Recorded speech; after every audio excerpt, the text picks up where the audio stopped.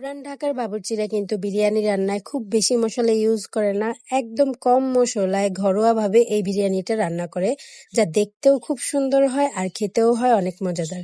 তো পুরান ঢাকার বাবুর্চিদের আদলে আমি এই বিরিয়ানিটা রান্নার চেষ্টা করেছি, তো চলুন রেসিপিটি আপনাদের সাথে শেয়ার করি। এখানে 1 কাপ তেল নিয়েছি আর এই তেলের মধ্যে কিন্তু 1 কাপ পরিমাণে পেঁয়াজ বেরেস্তা করা হয়েছিল।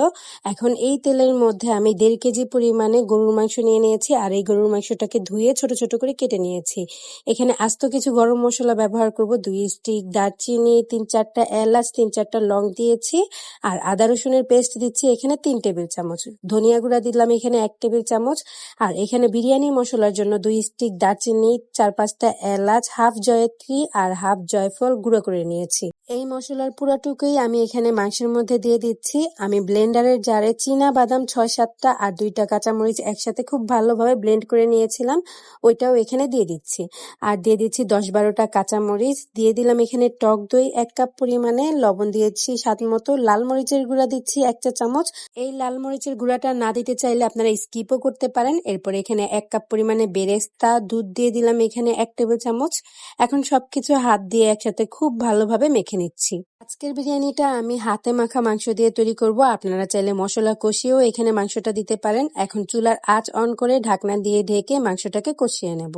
আমি কিন্তু মাঝে 2-3 বার ঢাকনা তুলে মাংসটাকে নেড়ে দিয়েছি যাতে মশলাগুলো নিচে লেগে না যায়। মাংসগুলো যখন 80% সিদ্ধ হয়ে আসবে তখন আমি এর মধ্যে দিয়ে দিচ্ছি ছোট ছোট করে কেটে রাখা আলু। বিরিয়ানিতে আলু খেতে আমি পছন্দ করি, তাই এখানে আলু দিয়েছি। আবারও ঢাকনা দিয়ে 10 মিনিটের মতো রান্না করে এখানে ফুটন্ত গরম পানি দিয়ে দিচ্ছি 1 কাপের মতো। এরপর ঢাকনা দিয়ে আমি এই মাংসটাকে আরো 10 মিনিটের মতো রান্না করে নেব। আর মাংস থেকে যখন এরকম তেল ছেড়ে দিবে তখন চাইলে আপনারা কিন্তু এই মাংসটাকে তুলে পোলাওর চাল ইউজ করতে পারেন।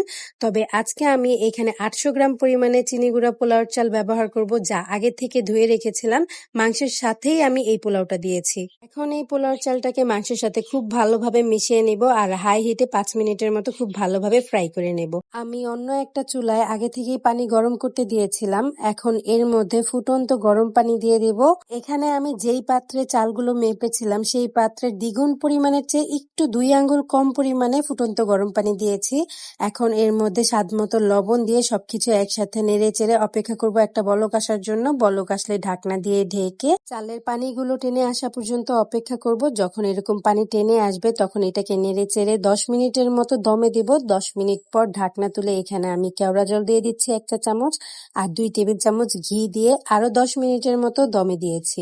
আর দমে দেওয়ার সময় কিন্তু পাতিলের নিচে একটা ভারী তাওয়া বিছিয়ে দিয়েছি।